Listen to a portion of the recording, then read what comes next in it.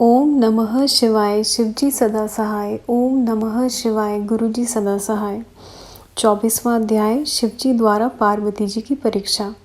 पार्वती की परीक्षा करने को देवेश चले हिमाचल की तरफ रख ब्राह्मण का वेश।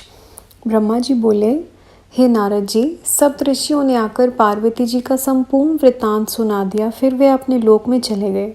इसके बाद खुद महादेव जी दंडी ब्राह्मण का रूप धारण कर श्री पार्वती जी के पास आए। तब सात्विक मूर्ति श्री पार्वती जी को ब्रह्मचारिणी रूप में देखकर अत्यंत प्रसन्न हुए और इधर पार्वती जी भी ब्राह्मण वेशधारी श्री शिव को देखकर प्रसन्न हुई। तब ब्राह्मण भक्ति में आकर उनका फल फूलों की भेंट में पूजन सत्कार करने लगी और बोली, हे विप्रवर, आप कहाँ से पधार रहे हैं? आपके दर्शन से तो मेरे मन में प्रकाश हो रहा है। आप कौन हैं? यह सुनकर ब्राह्मण बोला, हे तपस्विनी, मैं भी एक तपस्वी हूँ। जहाँ कहीं अपनी इच्छा अनुसार घुमा करता हूँ। हे देवी, आप कौन हैं? किसकी कन्या एवं किस लिए तप कर रही हो? तुम तो युवती हो।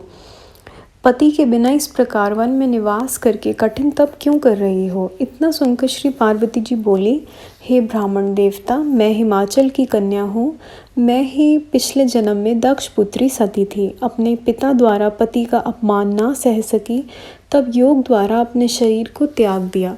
अब इस जन्म में मैं पार्वती हुई। इस जन्म में भी कामदेव को भस्म करके शिव मुझे त्याग कर कहीं चले गए।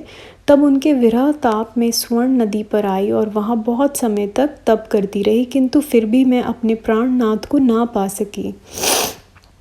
अब मैंने अपना प्रयत्न असफल होता देख अग्नि में जल कर मरना ही श्रेष्ठ समझा था, किंतु आपको आया देखकर मैं क्षण भर रुक गई हूँ। अब आप पधारें, मैं अग्नि में प्रवेश करूँगी। ब्रह्मा जी बोले, हे नारद जी, इस प्रकार कहकर उनके देखते देखते ही श्री पार्वती जी अग्नि में प्रवेश कर गई, किंतु श्री पार्वती जी के अग्नि में प्रवेश करते ही अग्नि चंदन के समान ठंडी हो गई। यह देखकर ब्राह्मण बोले, हे देवी जी, तुम्हें तो अग्नि भी जला नहीं सकती। हे भगवती, अब आप अपना मनोरथ मुझसे कहें।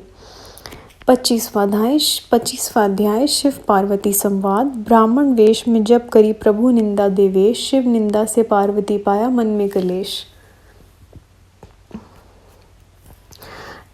इस प्रकार सुनकर श्री पार्वती जी बोली, हे ब्राह्मण देवता, मैं मन कर्म वाणी द्वारा ही भगवान शंकर को पति बनाने का निश्चय कर चुकी हूँ। मैं जानती हूँ ये कठिन है, फिर भी मेरा उत्साह भंग नहीं हुआ। अभी तक तप करने में मेरा मन जुड़ रहा है। इतना सुनकर ब्राह्मण बोले, हे देवी जी, तुम श्री महादेव जी को चाहती हो। उन्हें गुरु कृपा द्वारा मैं भली प्रकार जानता हूँ। वे बैल पर चढ़ने वाले वृष भध्वज हैं, भस्म जटाधारी हैं, भूत पिशाचों के मध्य में रहते हैं। इस प्रकार के महादेव जी को ना मालूम क्यों तुम अपना पति बनाना चाहती हो? कुछ विचार भी किया है कि नहीं? ना मालूम तुम्हारी समझ कहाँ चली गई? इसमें प्रथम दक्ष कन्या ने भी प्रारब्धवश शिव को ही पति बनाया था। उसके पिता इससे चिढ़ गए थे। अपने यज्ञ में इसी कारण ना अपनी कन्या को तथा ना कन्या के पति को उसने बुलाया।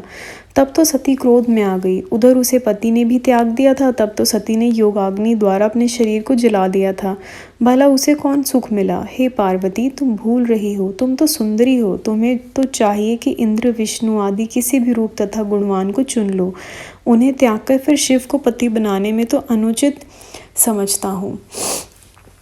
यदि आप सोना चांदी आदि रत्न चाहें तो वह उनके पास कहाँ, वस्त्र तक उनके पास नहीं, इसलिए वे स्वयं दिगंबर रहते हैं।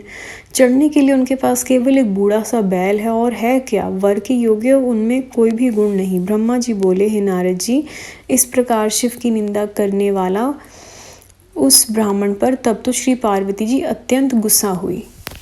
26वां अध्याय पार्वती जी को शिव दर्शन। पार्वती जी की भक्ति से भय प्रभु संतुष्ट, तुरंत दिया शिव दर्शन, उसे किए सब कष्ट दूर। श्री पार्वती जी बोली, हे विप्रवर, इस प्रकार के शिव के दोष कहकर तो पहले सप्त ऋषि भी यहाँ से थक करके चले गए हैं। अब तुम भी सुना रहे हो। जिस शंकर ने विष्णु को अपनी श्वासों के द्वारा ही वेद पढ़ा दिए, उनके समान विद्वान ही कौन हो सकता है? जो चराचर जगत के पिता हैं, उनकी आयु का आपको अनुमान ही कैसे है? उनके भक्त जन मृत्यु को जीत लेते हैं। ब्रह्मा, विष्णु, इंद्र आदि सभी देवता इन्हीं की रक्षा द्वारा अपने लोकों में सुख पा रहे हैं। आठों सिद्धियां सब समय इनके चरणों में सिर झुकाकर खड़ी रहती हैं। शिव महिमा कहीं भी नहीं जा सकती। सर्व समर्थ शिव की निंदा करने वालों को तो कहीं स्थान नहीं मिलता। उनके सब पुण्य नष्ट हो जाते हैं। अतएव आपको शिव निंदा नहीं करनी चाहिए।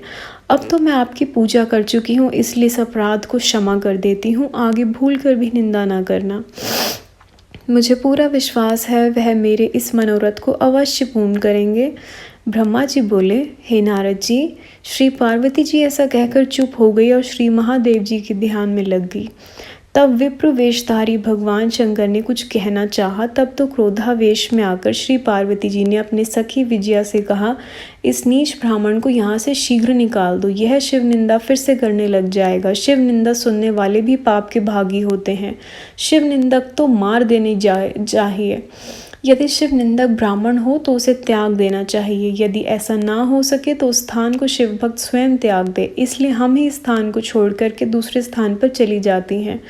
ब्रह्मा जी बोले, हे नारद जी। इतना कहकर श्री पार्वती जी वहाँ से चलने लगी। तब तो परम कृपालु सदा शिव अपने ही रूप में आ गए और बोले, हे पार्वती जी, तुम कहाँ चली हो? मैंने तो तुम्हें त्यागा नहीं है, अब तुम ही मुझे त्याग रही हो। मैं तो तुम पर अतीव प्रसन्न हूँ, वर मांगो। तुमने तो तपोबल एवं भक्ति द्वारा मुझे अपने अधीन कर लिया है। हे प्राणेश्वरी, तुम तो अनादि काल से ही मेरी पत्नी हो। अब लज्जा किस बात की? मैंने तुम्हारी अनेकों प्रकार से परीक्षाएं की हैं। तुम्हारे समान तो त्रिलोकी भर में भी कोई तपस्या करने वाला नहीं। मैं तुम्हारे ही वश में हूँ। भगवान शंकर के वचन सुनकर श्री पार्वती जी अतीव प्रसन्न हुई। संगत जी, अध्याय यहाँ समाप्त होते हैं। कोई भूल चूक हुई हो प्लीज़ माफ़ करिएगा। अगला अध्याय, अगली वीडियो। ओम नमः शिवाय। शिव जी सदा सहाय। ओम नमः शिवाय। गुरु जी सदा सहाय।